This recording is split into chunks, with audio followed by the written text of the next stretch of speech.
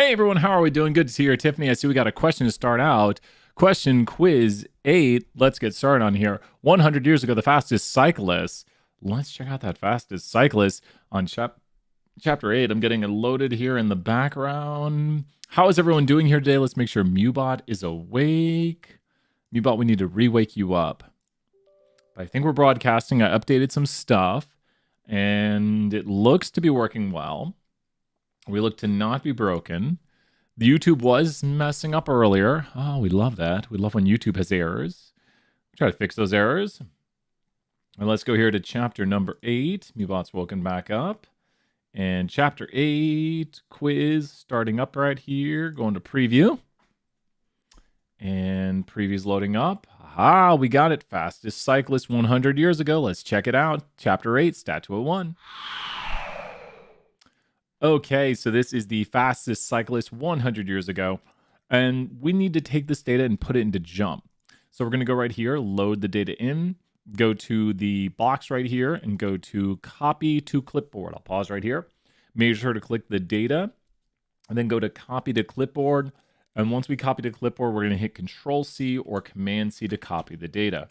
Now, one thing you'll notice about this data is it has gaps in it. There's gaps in the data somewhere in here due to the World Wars. Oh, look at that big gap right there. Big gap in the data. So now that we have it copied, remember Command-C, Control-C, we're going to go over to Jump and have Jump open and go to Jump and go to File, New Data Table. I'll pause. Oops, meant to pause. File, New Data Table. File, New Data Table is just going to open up a new data sheet for us to put data inside of. But once again, when you get to this File, New Data Table, it's up there in the top corner on how to get there. When you get to it, don't click inside of it. Don't click inside of it. Don't click inside of it. So File, New Data Table after copying the data. Now that we have the data copied, remember, don't click inside of this. We're going to go here to Edit, Paste with column names. And that's because it has column names. So if there are column names, paste with the column names. I can't make that clear enough. If there are column names, paste with the column names, edit, paste with column names. So check out where we're at right there. Edit, paste with column names. So now we have the data in here with the column names. So we have the data in here with the column names. Make sure it looks like this. And what difference do you see between these two variables? This is done improperly. So this is wrong. And on the left, it's done properly. What do you notice about these right here, where on the left it's done correctly, and on the right it's done incorrectly? Make sure I'm streaming right here. I think we are.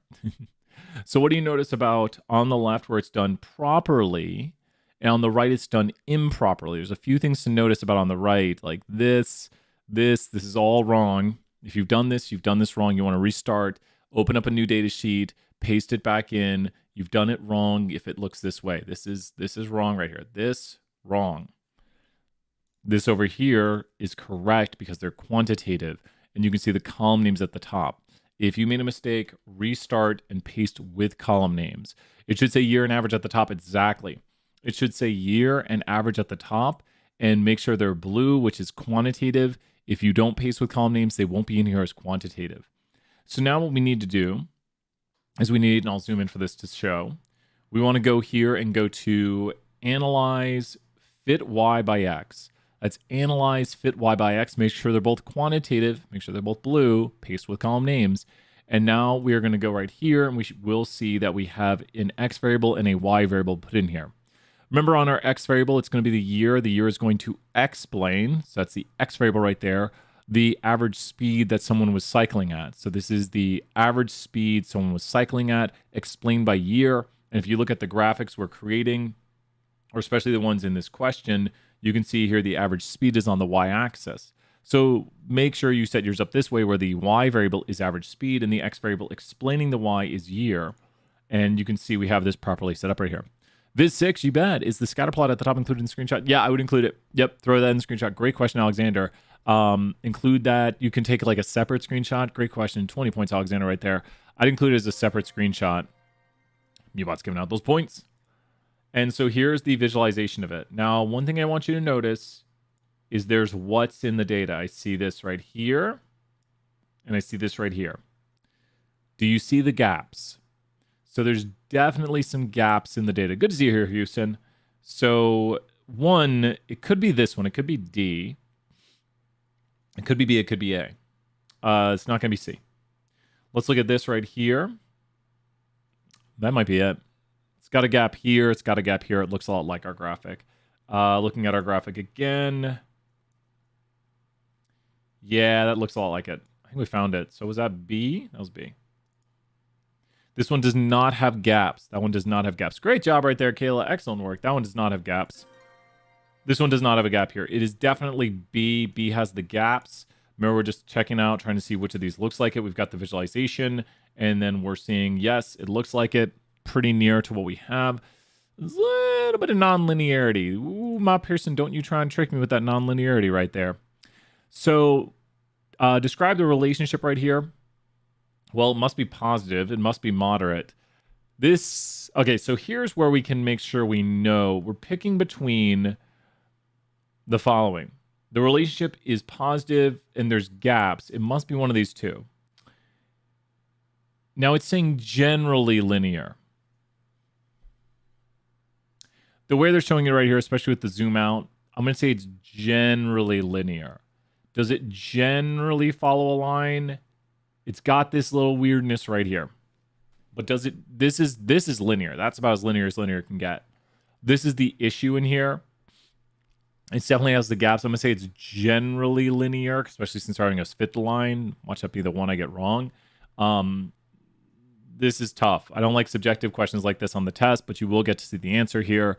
This one tricks me every once in a while, but not today, my Pearson. Not today. So it's generally linear. To fit the line, we go right here, and we go to the fit line option. This will fit the regression line for us and get us the equation. It's important we know where the intercept is at. Now, the intercept is negative. That would be at year 0, which is an extrapolation from the model. And we want to do it down to 2 decimal places. So make sure to round onto 2 decimal places. And then we need the coefficient of the slope, which is going to be right here. And I just like to copy the full thing and then make sure I do it down to 2. Round the constant to 2 decimal places, round the year coefficient to 3 decimal places. So watch out. It wants this rounded to 3 coefficients.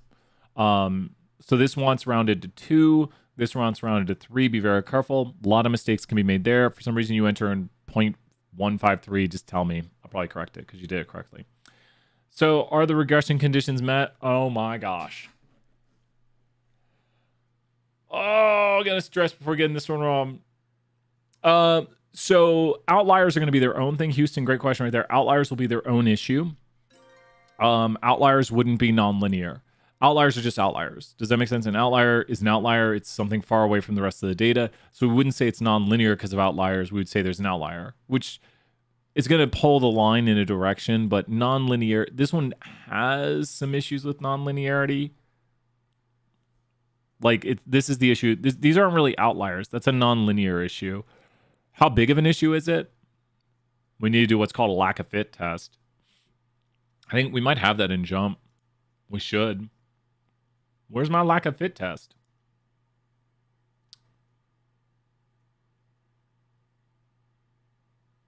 Did jump not do a lack of fit test? Summary of fit. Analysis of variance. Oh, I know how to get a lack of fit. I'm literally going to run the test to see if there is an issue with the linearity, which is something we don't do in this class. And this will give me a lack of fit test. Should give me a lack of fit. Really? Is there no... Wait, effect summary. Lack of fit test. There, remove it. What? Oh, I know why there's no lack of fit. Oh, man, that's... So you can't do a lack of fit when you don't have what's called replicates. There's no replicates because it's each year. So we can't do a lack of fit test without replication. Something doesn't show hit the red arrow. I like that. Let's put that in quote from Ubot. So we can't do a lack of fit test theoretically because there are no duplicates on the X variable. So without the... We're putting that as a go, Kayla. So we can't actually run the statistical test because we don't have what is required, which is multiple observations on the same X. Okay. So we're going to say, are the conditions for regression met? It's iffy on this one. Very iffy. So the variables are quantitative. Yes. See, it can't be this, because if it's met, the relationship is not straight enough. That's a no. The plot seems straight enough. There are no real outliers. Okay, that could be it.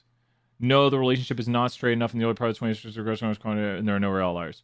It's between these two.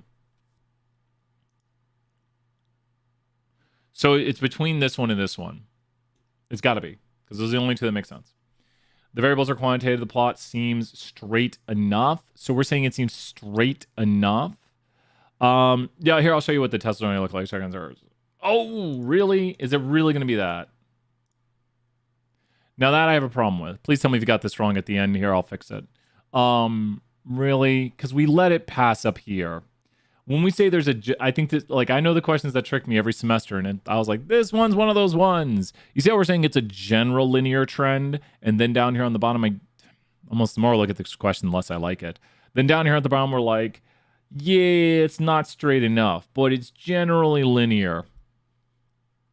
Here's on the test where we make sure, and there's some questions here. We'll show it some more real quick.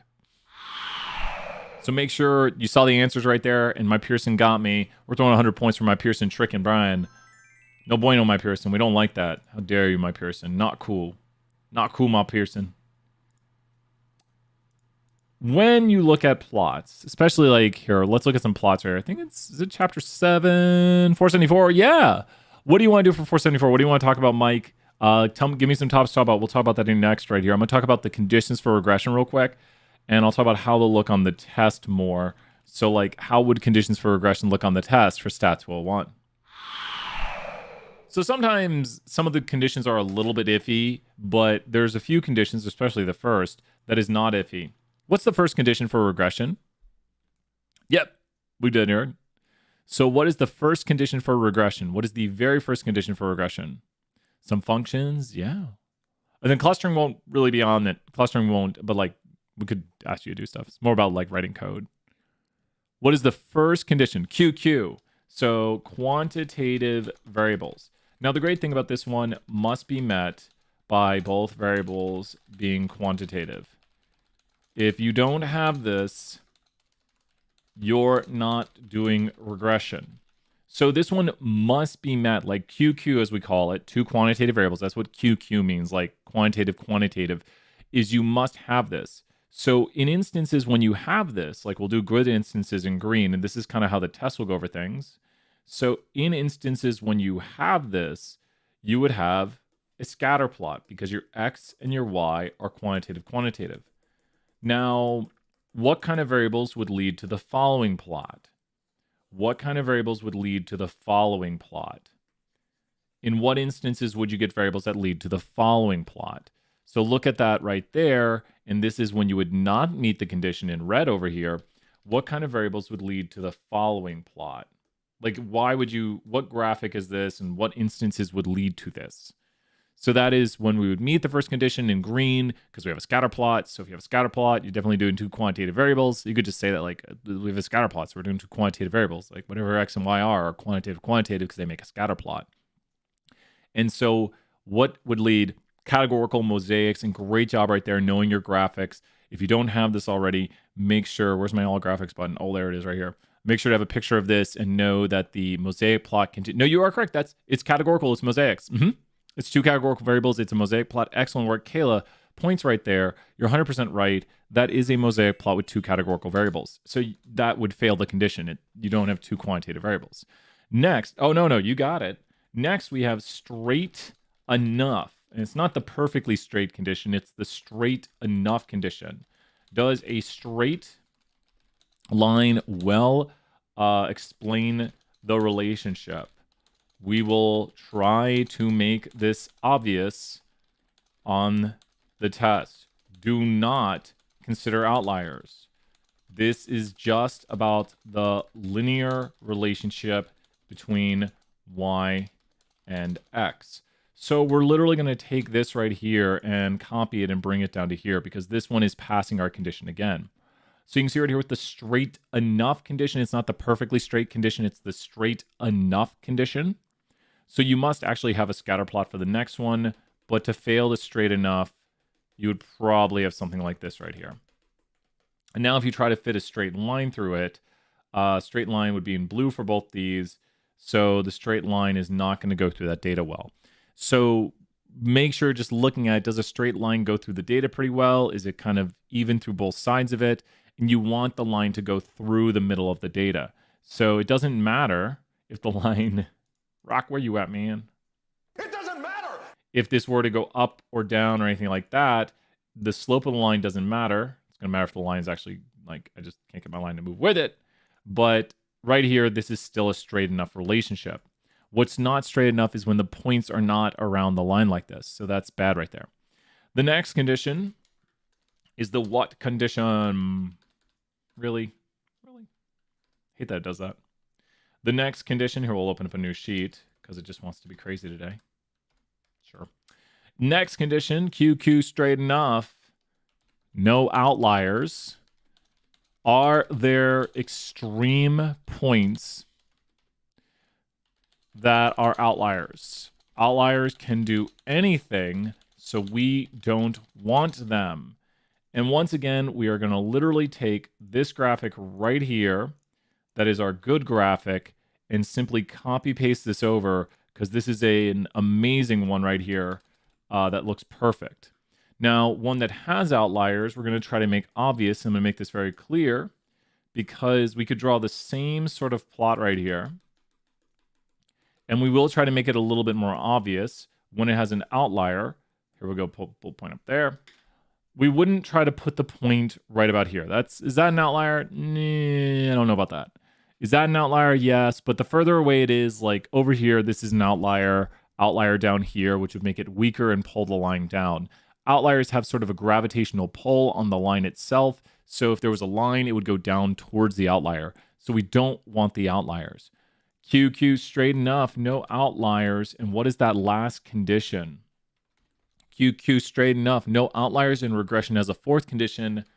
Plot does not thicken. And I like to say it this way because I like saying yes to the conditions, as in we meet the conditions when the plot does not thicken. So, and great job, Kayla right there, another 100 points. The strength of the model is consistent throughout. We do not see unequal spread. We don't want it to get thicker or thinner. Changing strength.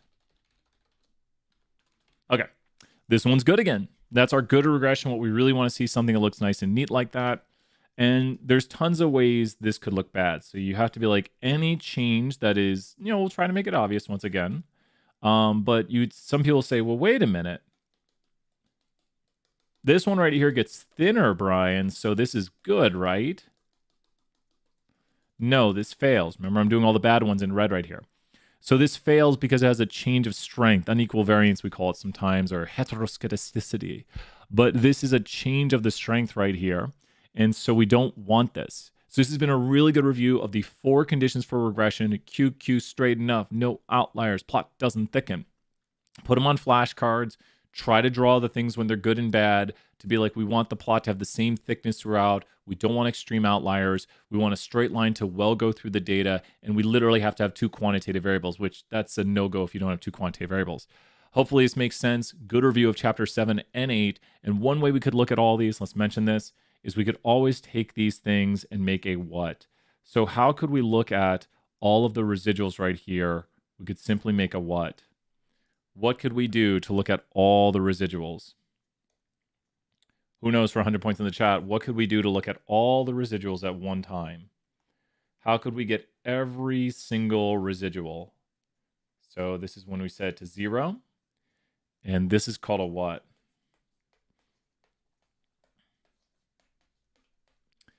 Residual plot. Kayla, great work right there. That's a residual plot.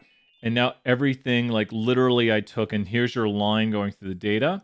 And there's the line going through the data. And this point right here is literally that point right there. So you can see it has a positive residual. You could identify this point right here is this point right here that's on the line. And anything above the line has a positive residual. And anything below the line has a negative residual. It works the same way over here. Love my color changing pens. Can't even think. But this right here is how we can do it with this right here. Awesome. Need to update Word and get this fixed. It never fixes. But check this out. Make sure you understand how to look at regressions, and we could check some of these conditions with a residual plot, because if the plot did thicken, it would appear in the residual plot. Good stuff right there. It's the line flat set to 0, and it's a plot showing you all the residuals. Let's do a little bit of code and practice right here. Let's go check it out. And then, Tiffany, we're going to do the question coming up there next on the My Pearson. So Mike says, hey, Brian, can you go over some 474 coding, some function review? Let's do some function review right here and talk about how to code some functions. Here we go, hopping into it. So when you code a function, how do we code functions? Now Mike, this is the biggest thing right here. Don't code functions by writing it all out at one time. Like, let's say, and here I'll do this for, do I have a long enough timer to do that? I got a 10-minute timer, good. Let's code a baseball function that simulates 3 players going to bat. Let's code a baseball function that simulates 3 players going to bat. I didn't write this semester, so it's kind of one we could write. So let's say we have a player going to bat, and the probability of them making getting a hit is 30%, and the probability of them striking out is 40%, and the probability of them hitting the ball and getting out is 30%. So there might be other options. We'll say they get on base is 30%, they strike out is 40. Oh, make it easier. Let me write this down. Simulate 3 players going to bat with a function. Probability of getting on base is this. Probability of getting out is this. Store the results of what happens into a vector to be returned. Okay. So the first thing you want to do here is not write a function. The thing where people are going to make errors in this is they're going to start by like writing a function and having these errors right here to begin with. So you don't want to write a function. You want to think about what you're doing right here. We're simulating 3 players, right? And we should answer this. The function takes no inputs and should be called sim players. So it'll simulate 3 players going to bat, and that's all it's going to do right here. Does that make sense, Mike, right there? The function takes no inputs. It simulates 3 players going to bat, and we'll just get to see a vector returned of the results of the 3 players and what happens. So when we do this right here, there's actually an even quicker way I'm thinking of right here. This sounds like a very complicated problem. Awesome job, Mike, right there. We'll add some more things to this. So this sounds super complicated, like it's going to take a bunch of work. But let's do this. Outcomes. Sample from, and we're going to sample from, and this is going to take a sample from these right here. We're going to sample from outcomes. We've got base, or we'll say on base, and we'll sample from this out. And then we are going to sample 3 of these and replace equals true. And let me put these new lines so you can see. So those are the things we're sampling from. We're sampling 3 of them. We're replacing because we're sampling more than there is. And then we need one more argument. Prob equals the vector of 40%, 60%. So this right here, and we'll put this at the end here, just so we can see what happens. This right here is simulating 3 players. So we've done it. Sometimes things can look very complicated, and we haven't turned it into a function yet, but we've achieved the goal. And then we confirm it achieves the goal. So what does the sample function do? It is sampling from the vector. And these are the objects it's sampling from, or the values it could sample from. It's sampling 3 of them. Since there's 3, we need to use replace equals true. Even if there was 2, if we wanted it to like, this is sampling with replacement, like it chooses one of them. It says, okay, I chose this, puts it back in the bag, shakes up the bag, and then picks another one out, looks at it, puts it back in, shakes it up, and picks another one out. So this is going to sample 3 times from that vector, this vector right here. It's going to put the object back in after it samples it so we can keep sampling with these same probabilities of saying the first one has a 40% probability and the second one has a 60% probability. So to turn this into a function, the function is really just like a wrapper for it. We type fun and we get our function right here. And now we can take this whole thing right here and just drop it inside of the function. The name of the function is just called simplayers, which goes right here. The function takes no inputs, and the function is going to return the outcomes right here. And so this, I wish I'd written this question, seems more complicated than it is, but that's going to do it. How's this looking, Mike? This is now running that code inside of there for me, and so simplayers is doing this right here. But now let's say someone says that they want to add to this, it'll simulate a certain amount of players. So someone says, like update your function. Update your function so someone can pick to simulate a certain amount of players. Simulate X players. So what do you think we would do right here? Now you could build this from the start, but like at this point we've got a lot. So this is breaking my order of doing things a little bit. And I could go back to my starting work a little bit and look at that. But do you think you could, Mike, from here be like, update your function so you can simulate X amount of players? So this is always the little bits we talk about. Little bits. You don't want to code everything all at once, because now we're on to like, okay, now I need to update this so it simulates a certain amount of players. Like people can choose the input of how many players to simulate. Coffee on my hand. What would we do right here to update this? So think if you would be like, okay, how would I update this to simulate a certain amount of players? Be like, okay, I need to simulate this many players, so I need to have an input there. So what I'd need to change is this. This is how many players are being simulated. And right here, we'd have X save into 3. So this is going to simulate 3 players now. Object X not found. Oh, it's capital X. There we go. And now it's simulating 3 players. Now it's simulating 5 players. Well, this is this object right here. And so let's change it to X. But now we can change X by going here X. And now someone can input the value of X. We could also say it like num players. Makes more sense to call things like num players. Simulate a num players for players.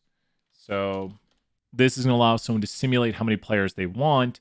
And now when we go down here to our function, if we say num players equals 5, it'll simulate 5, or num players equals 1, it'll simulate, oh, what's going on?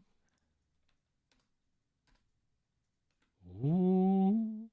Oh, haha. Look at that. That's why you run your functions. So it was still saved as X in my function. I didn't change it. Be very careful. This is how mistakes happen. Once again, you'll notice I just made a mistake right there, and I was like, what's going wrong? It wasn't one of those fake moments where I make a mistake and I'm like, what's going on? I was like, wait a minute, that didn't do what I wanted. Why didn't it do what I wanted? Because I didn't change this. And I cannot, Mike, if you're watching this right here, notice how many times I run my code. If I don't run my code and I keep making changes, then there's going to be issues from some change 50 changes ago. So you have to keep running your code. And when something doesn't work, you stop and you evaluate it. This is probably one of the best things to know about coding. It takes milliseconds to run code. Like you just click on your code and you're like, okay, does that work? It works. Okay, is it changing the value here? It's changing the value. I'm good to go. Now let's set a default for it, because it could say have a default so that it simulates 3 players without an input for this argument. These are arguments right here. So have it simulate 3 players without an input. No, we right there. And so now we need to go to num players and set this equal to 3. And now with num players set equal to 3 inside the function, we can put this to no input right here, and it'll simulate 3 players, and all 3 players got out. So There's more I could add to this to make it more difficult, but what are you thinking, Mike? Like, just seeing through these steps right here, please notice the process, which is most important. And it right now, probably the most valuable things you can do with your time is making sure you have your R set up in a way where you know where things are at. Like, have your R studio set up with like a functions page, a conditional page, so you can see examples with conditional statements. You can see examples with functions or for loops. There's for loops on this. There's functions on this. There's some easier questions on this. The questions range from like, it goes from 1 to 10 on the question difficulty. There's definitely some. I don't expect many people to finish this. If a bunch of people finish this, I'll be like, what the heck? And that's the goal. If the average for this is a 50, that's great, because we're going to be curving it. That's our discussion we've been having, is that we expect the average to be lower. We'd love it if everyone made a 100, but that'd also be kind of weird. Like, how the heck did everyone make 100 on something we found to be very difficult? And we'll finish up right here. Mike, keep asking questions if you have them. We could return and do some more work on this if you like, because we definitely got more time in office hours. We're going to do Tiffany's question coming up here next. But Mike, what are you thinking? And I want to put the advice in here. If you're watching this right now and you're in 474, have your R organized with your notes in different tabs. So you want your tabs up here and ready to go and be knowing where things are at. I would suggest like for loops tab, if else, like conditional, all those conditional statements right there. And then also functions, different tabs for each. You can have your assignments open. You can go to this drop down menu and go across. So pretty easy to navigate. Just be good at navigating through your stuff. You can control F through stuff. A lot of people love using control F. I'd say that's a good advice. Use control F to search through stuff. Make sure turn in before time ends and turn in write file. We've got a double upload. Visualization 6. Yeah, we come back and do some Viz 6. From what you did, it seems kind of like functions are cleaner ways of writing samples. Well, I mean, it's one way to do it. It's just kind of choosing. It's not always like functions will do samples for us. Functions do anything. So sample is actually a function. This is a function right here. So it's doing the baseball simulator function. So functions are just ways of running code and, condensing things down. So yeah, it's a simpler way. So definitely, be practicing your stuff. But the biggest thing about coding night, which not to scare anybody, is it's accumulation of knowledge. The coding night is a thing that you're not going to, it's not a good thing to cram. Like, nothing wrong with studying right now for it. But the best thing you can do right now at this time is to make sure you're organized. Because coding night is one of those things that it's all about the practice you've been doing up to this point. Do you understand the homeworks, the activities, and those things? And if you do, you should be on track, and that's our goal. If you're not, it's all right if they're not making sense. Knowing coding is not the end all or be all of this class. So there'll be some great grades tonight. There'll be some okay grades, and then there'll be some less than average grades. Let's hop back here. Caroline, we'll do that after this next question from Tiffany. Tiffany, thank you for waiting. So good stuff. Be organized for coding night. Be organized. That is probably my best advice, is to be organized. Just know where things are at. Do the practice coding exam and be organized. And Tiffany says, what was the other question? The Scatterplot shows 5 blue data points. Scatterplot shows 5 blue data points. Cool. Let's check it out. 5 blue data points. And then we'll talk about some Viz 6. Let's go check out Chapter 8. Scatterplot shows 5 blue data points. Let's check it out. Oh, I'm so tired today. Scatterplot shows 5 blue data points. And here we go. Ooh, it's a tricky one. So there's some easier ones on here. When you look at this, we're only looking at these dots right here. And so one thing I can do to help with this is I can actually show you the visualization. Roderick, so good to see you here. Oh, you're fine. Don't worry. I'll throw you 100 points, make you feel better right there. You got it. It's just an accumulation. So Roderick, don't spend too long on one question. All the questions are weighted equally. Look for the easy ones. Look for, I can do this one, I can do this one. And we will be doing partial work. So if you get stuck on something, you're not getting anywhere, move to the next question. Big goal right there. So what I'm showing is I'm going to make this visualization. We're going to talk through it. So if I make a box, as best I can make, what is the correlation of a box? I did pretty good. What is the correlation of a box? Anyone know what the correlation of a box should be? What is the correlation of a box? Brian's horrible at doing this today. What is the correlation of a box? Really? Should have just stuck with that. Okay, let's go with that. What is the correlation of a box? Good question asked. This is just a circle right here. Look at that right there and tell me what the correlation of that should be close to. What should the correlation of this be close to? So what this is literally the question it's doing. It's showing you these blue dots right here. And then it's asking, what is the correlation of the red dot? We're going to do this. So you can see just the blue dots. They're black on mine, but they're blue on yours. You know what I could do? 0 maybe? You know what I'm going to do? 2 seconds. I want to make this as realistic as possible. 2 seconds. This is a function to kind of cross over classes. And, let me end it. 2 seconds, because I think I can make it look virtually identical. And we could look at a function here in a second. So, although some functions may be complicated and long, guess what we're doing? We're changing that color to blue. And so there we go. And let's go core 2 and core 2. And really? Oh, I got to run as a function. Okay, here we go. So guess what? No. Wait, what? One more second. Should have done it. Black? Oh, there it is. Blue. Okay. There we go. Look at that. Good enough. Okay. So the correlation of a box, and these are exactly those blue dots. Does that make sense? We have exactly these blue dots now, just like the image we see on my Pearson. So we're replicating it with code right here. We're making this exact box of dots. Now let's put a point over here. What do you think this red dot is going to do if it's over here? Remember, this has a correlation of 0. So just explain to me theoretically what this red dot will do up here. A red dot up here, and you'll see the answer appear right here. So what will a red dot do over here? Just think this has a correlation of 0. So what would the red dot do over here? This is the easiest one to do. What would a red dot do way up over here? Which is where the red dot's going to be. It's going to make it more positive. So you can see it goes way up. So that's going to make it way more positive. So we've answered that question, that this A is going to make it way more positive. So which one of these is the most positive? It is this one. So that's going to be A right there.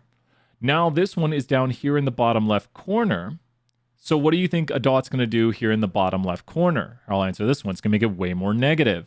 And you can see negative 0.76. And remember, we're just replicating the visualization by putting a dot down here for E.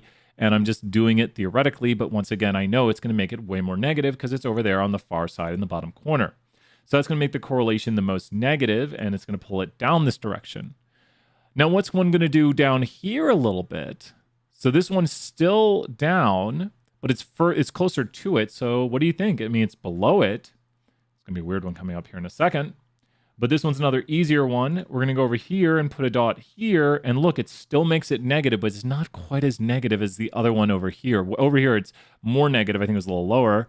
And then over here, it's not quite as negative. So it's still going to make it negative, not quite, but still negative. So this one right here is still going to make it, see, this one's way further over and further down. This one's closer and less further down. So that is going to be D. Now we're stuck between a few tough ones right here. We're stuck between a tiny bit positive and exactly 0. Now this one's a theoretical one, which is probably one of the hardest ones to answer. If you were to go exactly below this right here, what's going to happen to the correlation? I hate that it did it, but it shouldn't. What happened to the correlation when I went there? I want you to tell me, look at the correlation. It should be 0. But what happens when I go exactly below it? When I go exactly below it, what happens to the correlation? Watch it. So when I go exactly below it, what happens to the... Oh, don't go exactly below it. Really?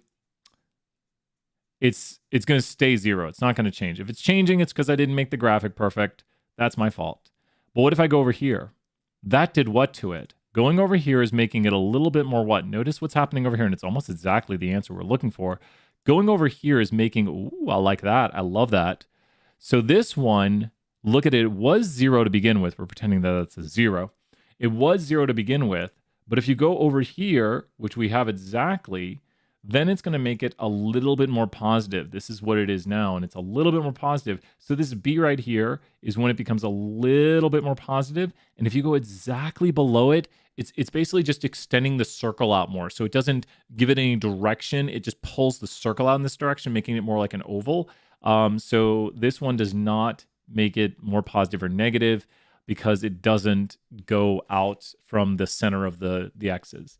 There's a lot of theory on this one. C is probably the most confusing, but that doesn't change anything. So we should get 100. Yes, we love those hundreds. Does that make sense, Tiffany, right here? Decent theoretical question.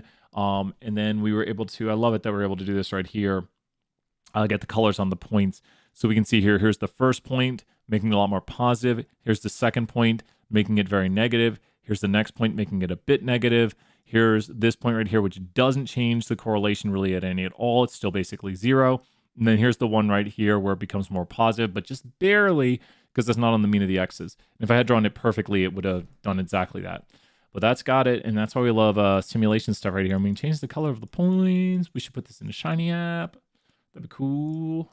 We want to be cool. Let's talk about some Viz 6. Put more questions in the chat because we just got Viz 6 to talk about right now. So let's head over here to the main screen. He's fun music. Let's do this. Excellent work, everybody. Change in research. Oh, yeah. Oh, getting a lot of questions about winter mini term. Good stuff. Look at those emails later. See what questions people have. Some Viz 6 logging on to Canvas. Already got Canvas. I only got Canvas open in 2 spots. Visualization number 6. If you have questions, let me know because we are about to be open office hours as usual. Get some more lunch here in a second. Viz 6. People are already completing Viz 6. Love it. Graders are almost caught up on their work. I'm just going to shout so my neighbors be like, yeah, we got such good neighbors. Thank you, neighbors, for never complaining. Let's bring over this to the main screen and let's talk about Viz 6 right here. Here we go, talking about visualization number 6. I think we're going to be sending it out in just a little bit. We could probably, let me see if it's, we'll look at that next, Kayla, and I'll go over it more. We'll talk about the project next. So you got it, Kayla. Here we go with some Viz 6 and then project coming up next. Just as a little bit of info on Viz 6 right here. We've gone over this already a little bit, so I might do a quick overview. Check out last video. Do I have it up? Is this 12 people watching? Thank you, 12 people. Throw your questions in the chat. Like you just don't care. I mean, you should care, but. So we went in on a more in-depth explanation of it last time. But please, if you have questions, this was a 27-minute explanation. So Viz 6 full. Like, sometimes I'll do like a full and then I'll come back and I'll like, so I just like, you know, like, hey, check out this video that we did it in. So if you're watching this in the future, and we'll probably do some other topics here. Okay. So when it comes to this visualization, where's my viz? Here we go. When it comes to this visualization, you will be making a decision tree using the following data. You'll be taking a sample size of 400 plus the last 2 of your student ID, and then you will want to remove out the indicator variables and things that act like indicator variables. So make sure to remove them, take 3 splits on your tree, and you can see the important things right here. So let's list them out. 1, take a random sample of 400 plus the last 2 of your UTID. Make sure you've done that. 2, make sure you're predicting this variable right here. That's your Y variable. Everything else will go into the X's. 3, remove out the variables that should be excluded, like indicator variables or things that act like indicator variables. Check out today's lecture over that or the video. We talked a lot about that in the last video. And then 4, make sure you do 3 splits. Now, when you do this right here, you will need the following in your write-up. The names of the predictor variables and the reason you've excluded them. Why do we exclude out, and let's bring up the notes here. Why do we exclude out certain variables? Why do we exclude out? So here's the notes. We'll go to the notes screen. Why do we exclude out certain categorical variables?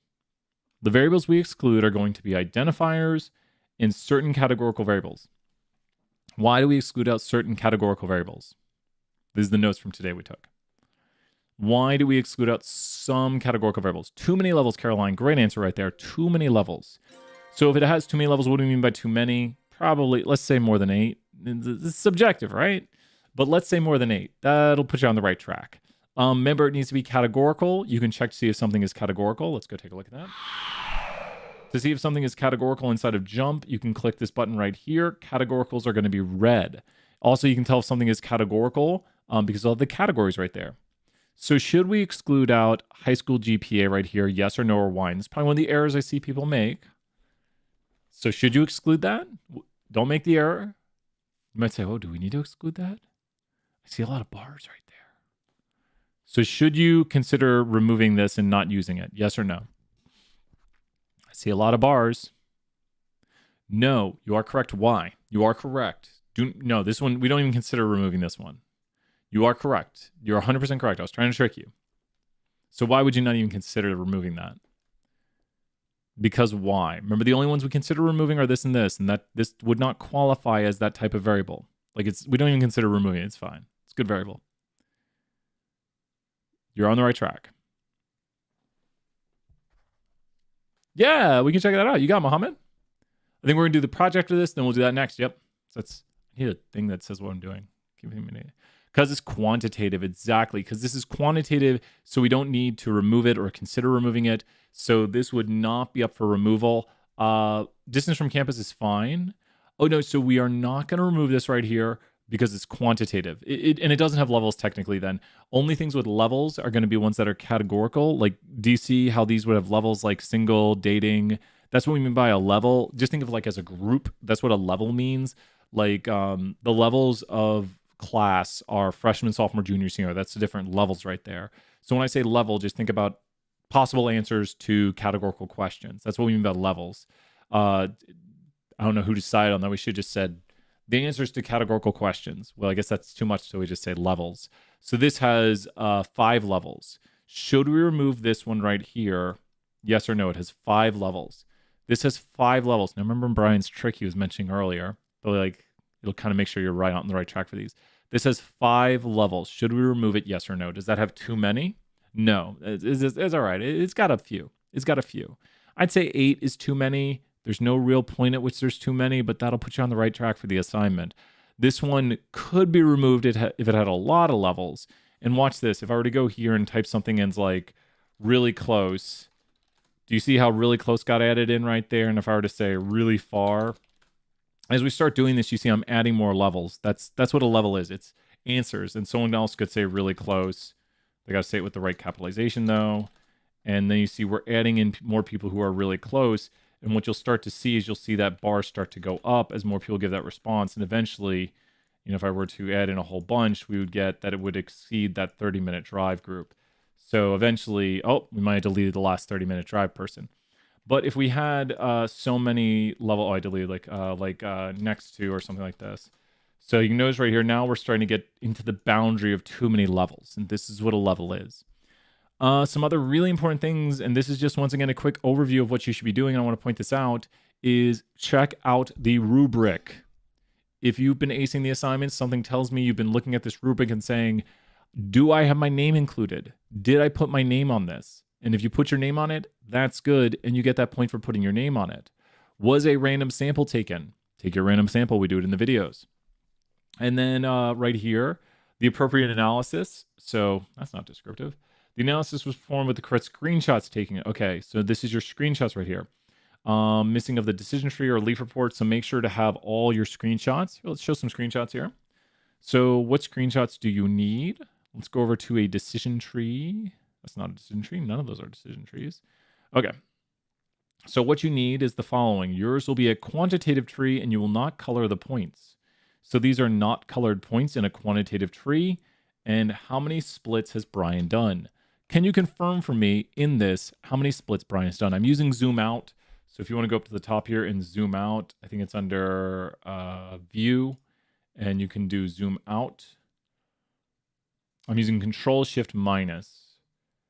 And so I use Control-Shift-minus to zoom out. But you can do it in multiple screenshots if you want. I'm going to do it in one here. So how many splits have I done? That's how many splits we want to do, right? 3 splits. So when we go here to the screenshot, we're going to go here and screenshot this. We're going to take the tree first. So I could do it in 1, but I'm doing it in 2 because a lot of people will have to do it in 2. So we're going to go right here. We're going to put the tree in. Now we got our tree. Don't make it too small. There we go. There's the tree. And now we're going to go over here. Not to that. Here we go. Now we're going to take the bottom portion. So I'm just going to screenshot in this portion right here. There we go. And we got everything we want. Good screenshot. Looking good. And then we're going to put that there. You could reduce font size down a little bit. There we go. Nice. And it might just all be on one page. There's going to be a lot of output. And then next, we're going to go right here and we're going to go to the red arrow where the options are at. And remember, we did this decision tree earlier, the notes of how to make it, but check out the last video too on tips. We're just kind of showing what your assignment should look like right now. You want to go here to leaf report, and we get the leaf report right there, which is the bottom terminal leaves, leaf 1, leaf 2, leaf 3, leaf 4. And the leaf report shows those following leaves in that order, leaf 1, leaf 2, leaf 3, leaf 4, going from top to bottom. So now we're going to go back and paste that in. You can always crop. No one's going to take off points to that little tiny bit, but I'm a perfectionist. So I'm going to go inside of here and crop that out. That's when you click on the image, you can go to picture format and crop. Make sure your images do look nice. The graders are not going to be really mean, but don't have too big of images or too small. I'm kind of lining everything up so it looks about the same size, and we're getting a nice sort of output on the screen right here. Next, we want to grab our split history, which I don't know if it says it once, but I'm putting it on there anyways because I got a little more room on this page. The split history is showing the increase to r squared.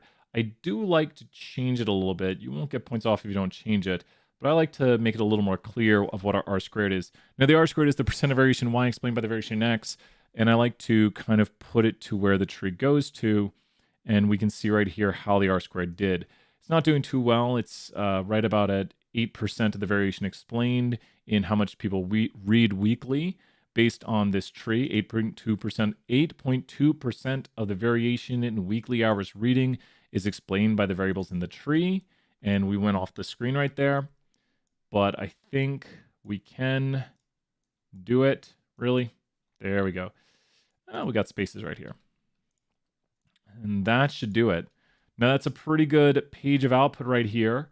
We got our 3 splits in the tree. We've got a full page of output.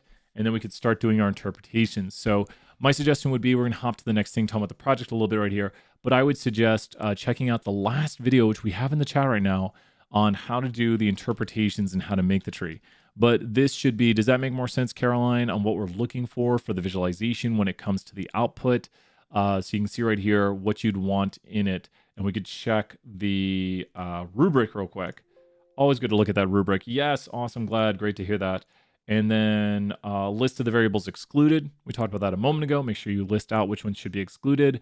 Write up what characteristics, list of the characteristics provided with requested information, write up including these characteristics students with the expected, the highest salaries, graduate including So we don't do an R-squared interpretation. Based on your understanding, list the characteristics who are expected the highest salaries on the average after graduating, including the number of students.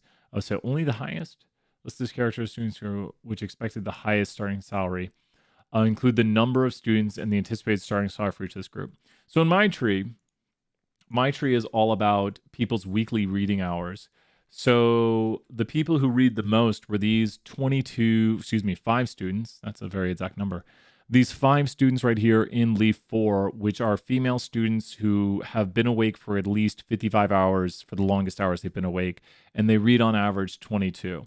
Once again, we're just following the tree down. Make sure to practice and know how to read these trees. Someone in class today said, "Is it?" My name Kayla says, "Is it really this simple?" It's like if you see how to read it and you follow the tree down, it kind of makes sense. But make sure you understand what these numbers are telling you. It might not be simple right now. So review the lectures from today. Practice making your trees. Practice reading them, and theoretically understand what they're doing and what you can put inside of them. And you should be good for the test. Let's see if project's up because it should be about time for project. I was like, I think it was Kayla. You're like, is it really that simple? Really? Like, yeah, I love these. I was excited not that I'm not excited about class, but I was like, we got this. I was like, this is a fun lecture. Oh my gosh. Before class, I respond to emails, and then I look at my emails now. I'm like, I got a lot of emails. Oh, yeah, wait. Project 1 is tentatively due on 10/8. I'm thinking this was sent out. Should be released today.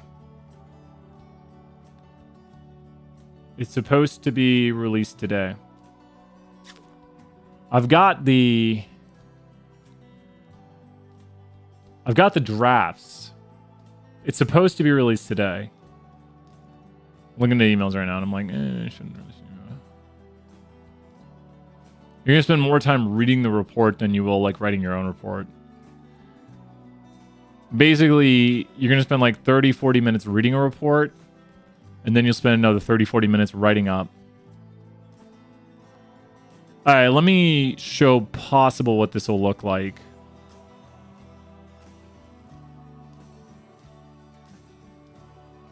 So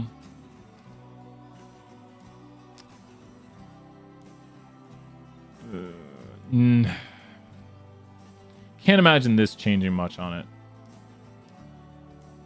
All right.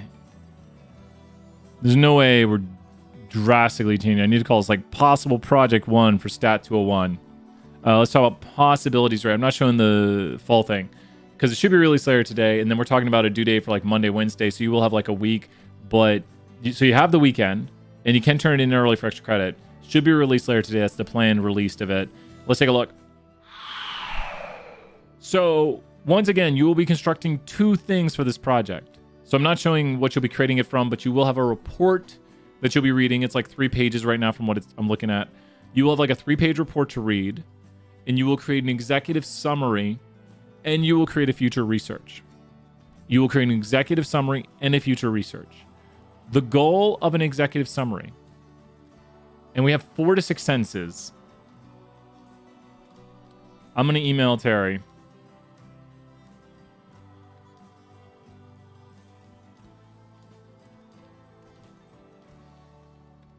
I'm going to tell him, that's my suggestion. ICP will try to do it in 4 sentences and just, I see issues with that. Let me email him back this real quick and say, I see a lot of people going too short on the executive summary and lose a lot of points. I see a lot of people going too short on the executive summary and losing points. Could we change it to... So once again, you're hearing this in real time right here. There we go. You're hearing this in real time. Thoughts? Okay. So I just emailed Terry that thing right there because you can definitely do it in 4 or 6, but I would not advise 4 sentences because you better have some amazing 4 sentences right there. You could do it in 6. It needs to be impactful. 6 is probably all right. But it's better to not go light on this because a lot of people are going to do like some very, very short stuff, and it's not, you're going to lose a lot of points. And this is kind of a project to let you see how to do this. The next project's worth more points. This one's worth 10, next one's worth 100. So if you make a mistake on this project, it's all right. Your grade won't completely get destroyed by it. Your grade will look lower, but then the next project can help you out. But we don't want people to do really poorly on the second project. This is almost a safeguard to make sure you don't do poorly on the second project where you could lose tons of points by not knowing how to do these things. So once again, the executive summary right here is your full report condensed down. So you take the full report and condense it down into one thing.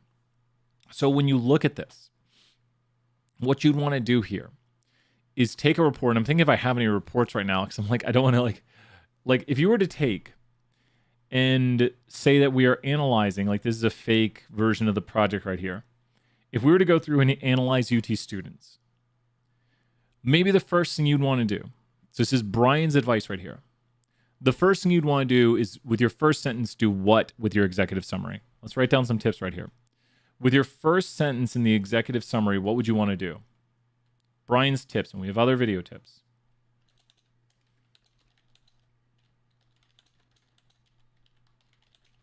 What would you do with your first sentence of your executive summary? Like, what would you do with that first sentence? I think someone's just started reading your report. What would you do what would you want at the start of a report? That you're about to summarize this whole report for someone right here. And what would you do?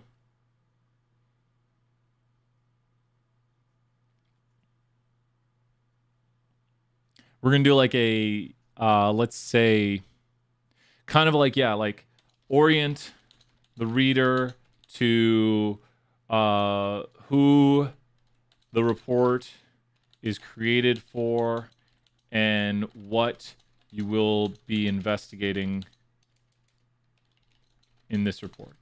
So, like example, this report was drafted for the University of Tennessee for this is, I don't want, someone's going to put this, and this might not, I don't, let me say this. This report was drafted for YouTube to analyze patterns of viewership in their Q2 second quarter data of marketing sales.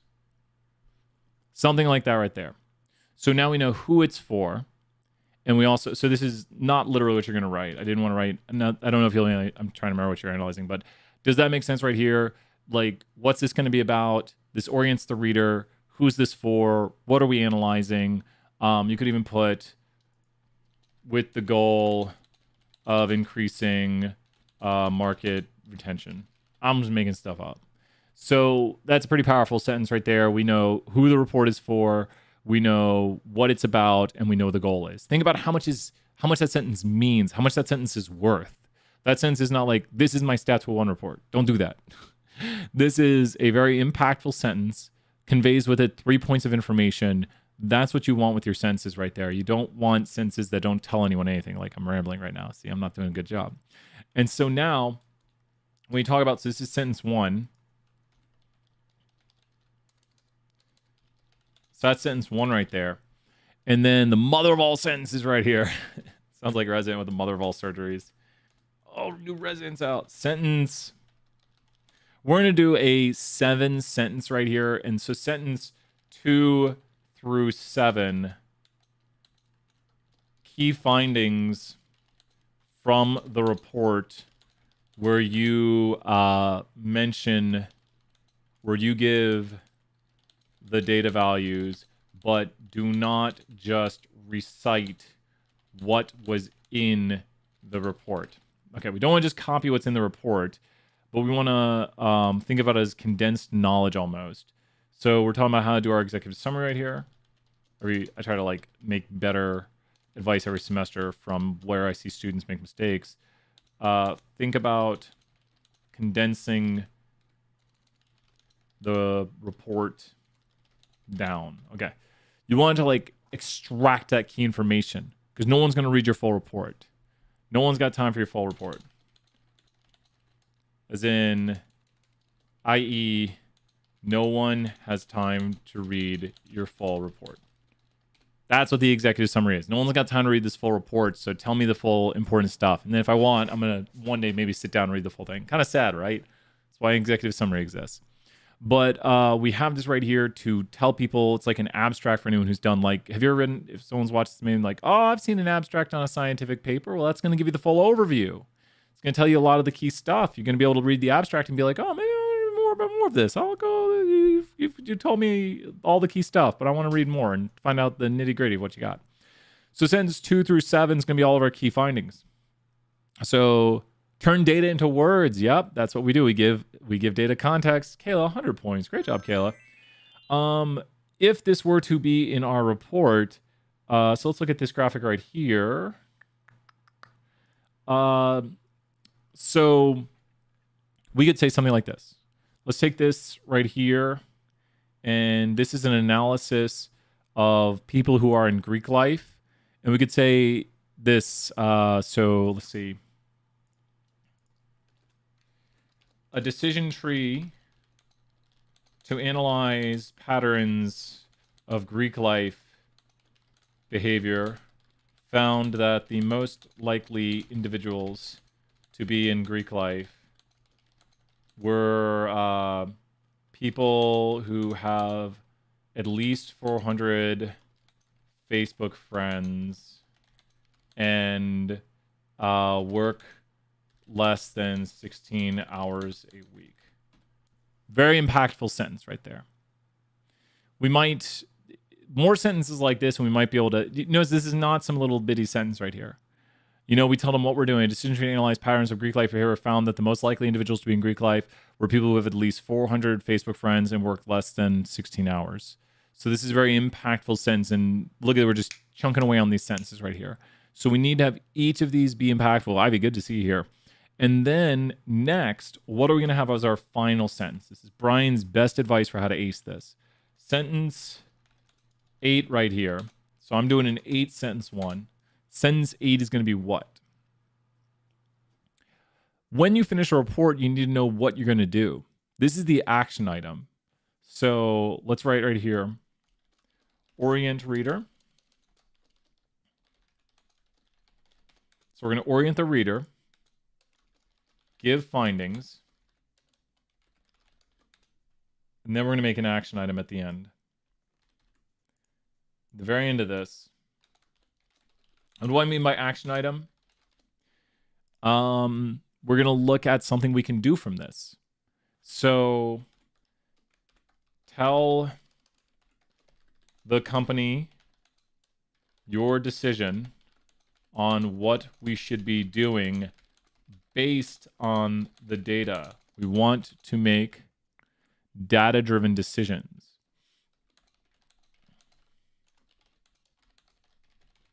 So we're going to make data-driven decisions here. We're going to let the data guide what we're doing. So, since I only have one finding right now, since our company is planning on expanding viewers among Greek life, we should increase our presence on Facebook by buying ads. So why am I saying that?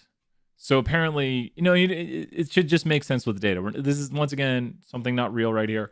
But why did I say we should increase ads on Facebook? Because apparently we want to increase our utilization among Greek life. So why am I saying we should do more Facebook stuff? Just think back to the key finding and how it's connected to that. Like I'm saying, if we want to increase our Greek life, like the people using Greek life, I'm trying to connect it to. I don't actually want some. I know it's just connected to the data somehow. So you don't have to stress about this. As long as it's connected to the data and we're seeing you making data-driven decisions and your decisions are based on data, we're not going to be like, well, wait a minute. I mean, just don't make it too crazy. Be like, to increase, blah, blah, blah, blah. It should be connected to the data somehow, but do you see why I made this decision right here? So this decision right here was made on the data because the data is saying that people in Greek life use Facebook more. So I'm like, okay, well then let's go to Facebook to try to entice the Greek life individuals to use YouTube or whatever, we're trying to do YouTube marketing, which is kind of counterintuitive too. It's like it's on YouTube. To increase blah, blah, blah. Yeah. As long as you're saying things and you're basing it on the data, you should be fine saying things. We're all going to say things though.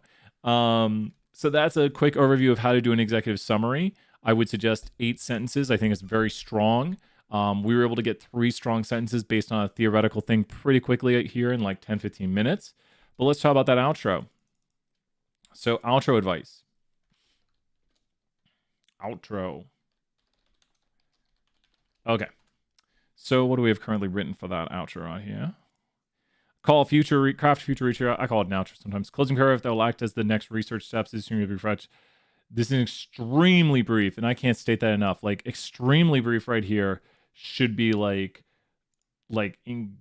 extremely brief. And the most important, discuss ideas regarding future. So what you would want to do right here, like extremely brief. What do we mean by extreme? So we got 2 key aspects right here. 1, extremely brief recap. That's 1.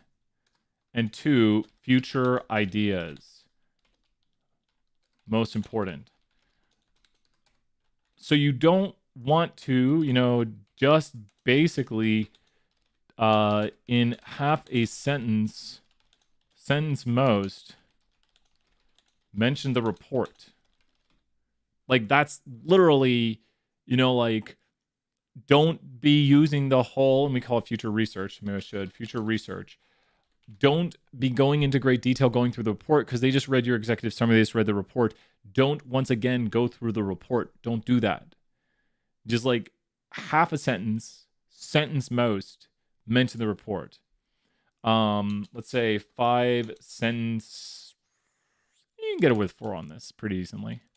4 sentence, to be continued section. So it's a 4 sentences like to be continued for your report. So how would this kind of look for my report, my theoretical fake report right here? Our key findings for the report on marketing sales on Q2, Q2 YouTube sales leads us to buy more marketing space on YouTube, on Facebook. It's counterintuitive. And then what do we want to in the future? This goes beyond the report, but should still be connected to it. So with this, and this is just a hypothetical small thing, since we are buying more marketing ads on Facebook, one would think we are increasing utilization of Facebook.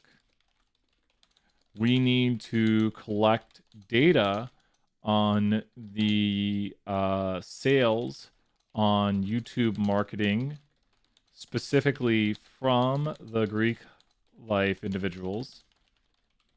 From this, we can further analyze. We can further analyze the data to see if there is an increase in sales, marketing sales in Q3. It's quarter 3 data. Q3 data for the Greek life. If we do not see a quick or statistically significant increase from this future analysis, our group suggests immediately ending the invest in competitor strategy. So there you go. I love autocomplete, autocorrect. Okay. Is this making sense right here? This is just like an outro because we don't have this data yet. I don't know what's going to happen. I'm talking about the future here. I'm talking about what's going to happen. This is like, you know, if we do not see a quick increase from this future analysis, our group suggests immediately ending the investing competitor strategy. It's a little bit crazy right here. Once again, this is just us having some fun, but we don't have this data yet. This is the future. This is something we will be looking at later on. So we want to think, you know, like what possible things could happen? What will we have later on? You know, this is something that goes beyond the report, but is still connected to the report. Is this making sense, Kayla, right here? We've gone through, and look at this. Here is, and don't break these apart. I have them, they would just all included, like, you know, like, this is what an executive summary is going to look like. Your executive summary is going to look like this right here with the extremely brief recap. And then, and look at this. Here's the recap. That's about as long as I'd go on that recap. And then here you go with your like your future findings. So hopefully that makes sense. We have the extremely brief recap and then the future research that we're doing, which is the majority of what we're talking about right here. And then for the other portion right here, perfect, awesome, yes, yep. And then right here, notice how we're mentioning numbers in, you know, when we're giving the findings. I would say once again, go towards 7 or 8 sentences, probably good. You can get away with 6. You just need to be making strong sentences right here. So if you look at how this would look, if this right here, now obviously don't do this. Like you're not gonna literally have a copy paste. So if you were to put in another key finding, another key finding, another key finding, That's probably good right there. You're probably looking at something like this right here, where this is your action item.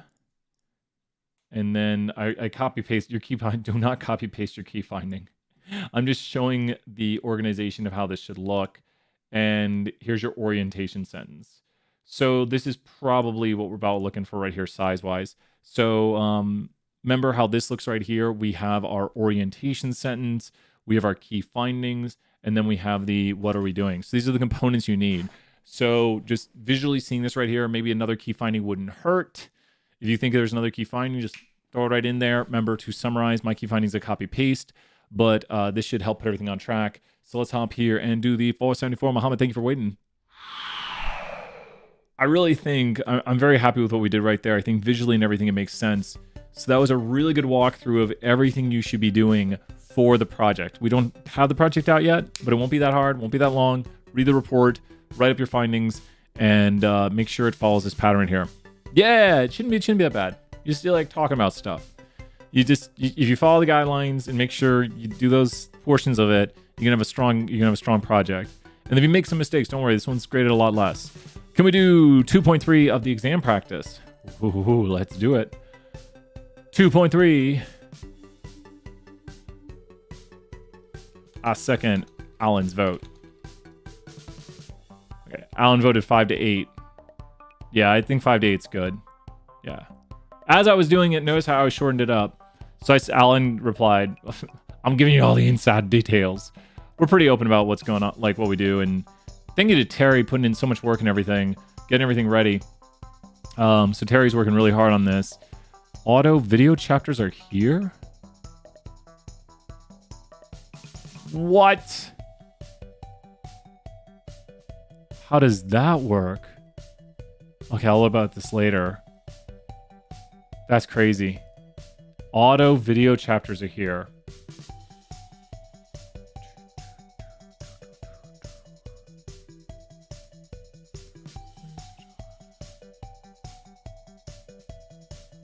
Oh, wait.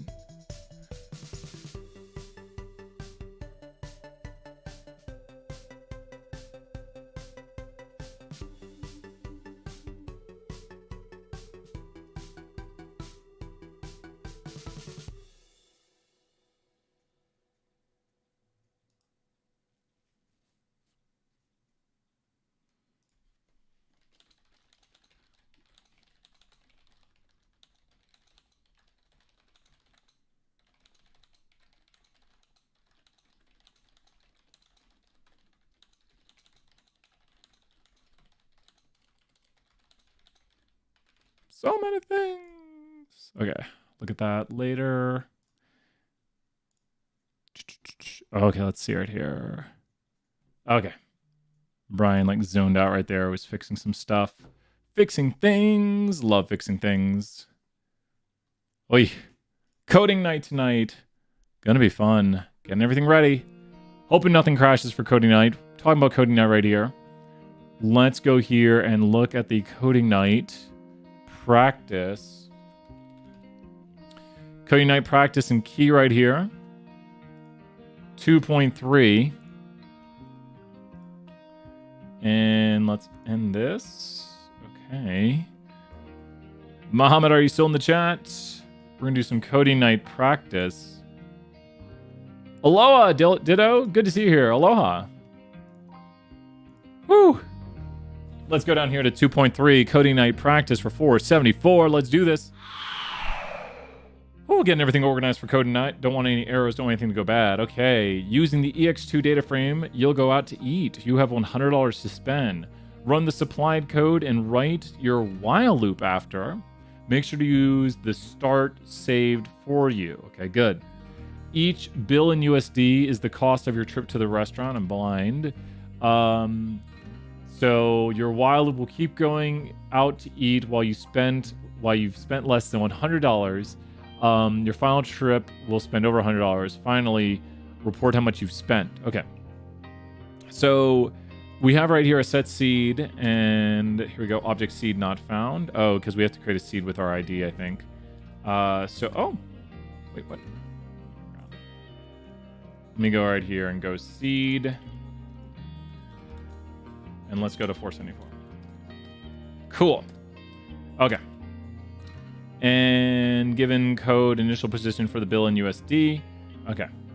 So use the EX2 data frame. You'll go to eat. You have $100 to spend. Run the supplied code and write your while loop after. Make sure you use the start. Each bill in DC will cost to a restaurant. Okay. So we're going to start right here. And the start is going to be right here. Now, we didn't go to the right thing. We need to go to the bill. Oh, did I load in EX2 tips? Need to load in EX2 tips. EX2 tips is in the reg class data frame. So make sure to have a reg class package. So make sure I have reg class loaded up. EX2 tips. And then $, and we need bill in USD. And then we're going to pick the start position. And that is how much we spent first. Use? Wait, it was use? I'm so confused. So we have here the starting position of how much money we spent. So this is the very start. And I didn't use the same seed. So I should use the same seed, but we'll see right here and we'll see the code. So Mohammed, I'll post this code in the chat and you tell me using the seed if you get the same result. So here is the starting amount I am spending to begin with. And a little different than this one. We can check the answer in a moment. So I'm using a different random seed. I'll get a different random answer here, but let's make sure this works and let's understand theoretically what we're doing. What we're doing is we're going here to amount, and we have amount currently set to 0. Use instead of, USD. Yep, use the autocomplete. So helpful to use that autocomplete right here. Make sure you have it. So we want to go to amount, and we want to store into the amount plus this. And now we check amount. Cool. So now what we want to do is we want to store in the next one. And now we check. And was that the next one? Let's be careful and let's check. It was. Because if you look at this, $8.77 plus this, it is literally taking this right here. Small bill. Got like a chicken sampler and water. There we go right there. No tip, maybe. Very small bill. Next one was like a 2 for $20 deal or something with a $4 tip. Maybe. A little bit better. So now after this again right here, we'll do the following. So if you notice, you probably know what we're building right here. We're building that skeleton. So while loops also have skeletons, and we want this to keep increasing while amount is less than 100. And probably the easiest way to do this is to do the following. If we set I equal to 1, or I equal to 0, yep, and then we need to go here and go to I plus 1 is I and I plus 1. And then this is what we'll repeat. And so now, when we run this, we could call this I and plus I, and now it's more of a skeleton. So I is currently 0, and we're doing the same pattern again, but I think we've added to it, so let's restart amount. We should get the same result as we go through. Yep, that's still $8.75. We should see the 36 or so, 35, and then we should do it again, and we get the same amount. And it's going through here. Now we can actually go and find the answer of what we should be getting by continuing this down and checking our work. I think we just went through the second bill. So I should check the amount each time. So I ran this one. Okay.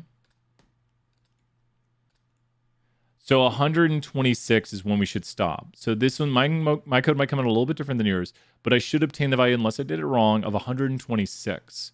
Because every time I'm going to keep buying food until I spend over $100. As it says, so your while loop will keep going out to eat while you've spent less than $100. Your final trip will spend over $100. I will keep going out to eat while I have not spent $100. My final trip will spend over $100. Finally, report how much you've spent. So this is I used a different seed, so we are getting different results. And I'll put the code in the chat, Mohammed, for you to double check that yours is working right here. So if you look with this, you know what we got right here. We got that skeleton. So let's go ahead and use the skeleton right here. and start off by going I save into 0, amount save into 0, because we're going to reset those. Go here to while, and while amount is less than 100, we want this code to keep running right here, but we don't want to forget to increase our I, because the I is going to increase and go up a value each time, moving it over to the next bill. So let's go right here and check this out. My amount value keeps adding up, so when I try to add up I get a different amount of time when I reset. Let's see if mine works right here, and then let's check. Do we get the same? We get $111. I might have misclicked. So I get 111. Pretty interesting right there. Might have misclicked. Let me try right here. Oh, I need to reset. Wait, starts on the right one. Let me see right here. Oh, I need to reset amount again. Let's reset amount. Let's reset I.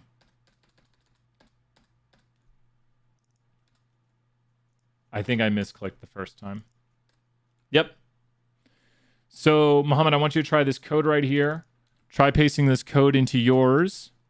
You might send me your code so I can double check. How do you reset it? Reset it with these right here. Resetting save into I0, save into, and so try those right there. That should do it. And the process is the most important thing of not coding it all at one time. I can't state that enough.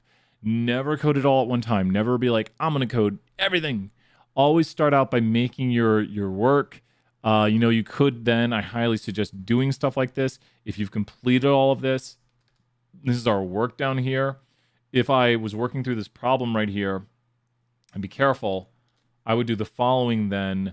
I would take my chunk, I would clear my environment, and then I would run this right here and see if I get the same answer. So how's that looking for you on yours? Is it working? And then I would double check my work. Mine's a little bit different of an answer right here than the one with the different seed, but how's this looking? How does that look right there? What do you think? When you run that code, does it work? And then always remember, build your skeleton first. Build the skeleton that solves for what you're looking for. Don't try to code the full while loop.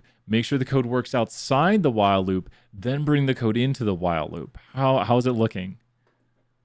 I would hope that code works right there. And the process is the most important part of this. Like, we're not trying to learn how to solve one problem here. We're learning how to solve it by a process. Because then we can be like, okay, I got to make these components work, and I'm going to plug everything together once I have it working. We don't want to be like, we can solve one while loop. We want to solve all the while loops.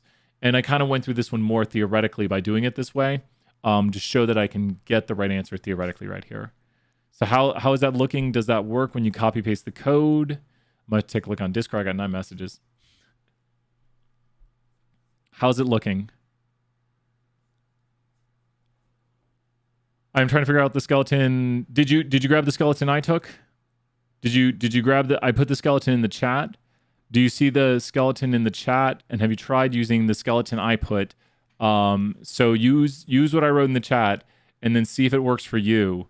Because we should, with what I put in the chat, if you copy paste that should work. It should take the information right there. The I say here, I'll copy paste it again, but this should work. And then you might, awesome. And then, because I'll be teaching here in a moment. Next class, And so the biggest thing though, if you're doing it a different way, is get it to work and watch what it does. Like, as I'm doing this code up here, I'm making sure it's grabbing the next value.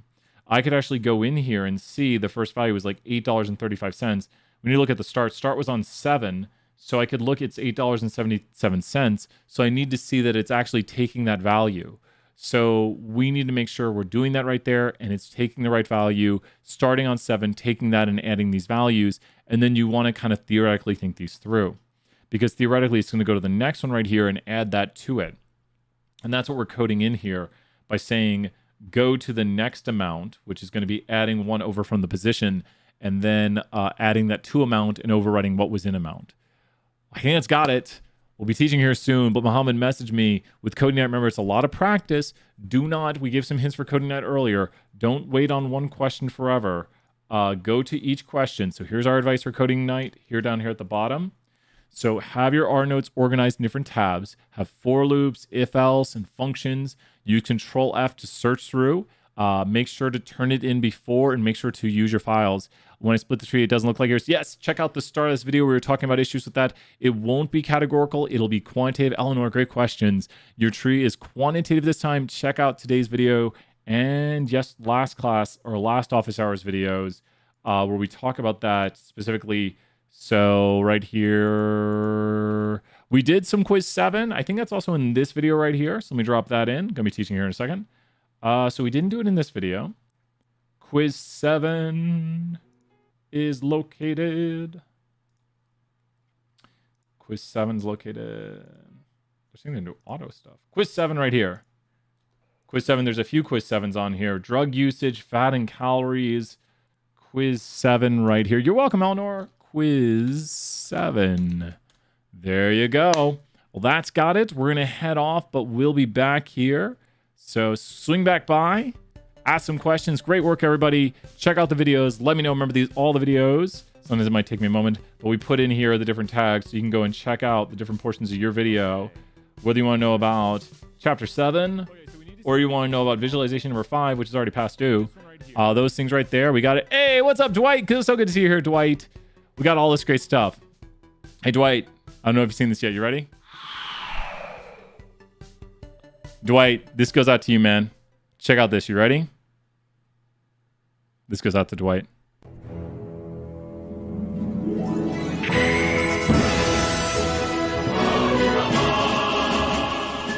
Took me a while to make that. A lot of fun. I can auto do it now. Anyways, that's got it. Gonna be teaching here a little bit. Always good to see you, Dwight. I got a few other things I made up. We got everything from puppet sharks here. All the good stuff. But you know it. And we even got the classic stuff that I wish we should use more often. Oh, I didn't do it. Where's my Batman stuff? Well, we're going to end off here with a little Stats 101 as per usual.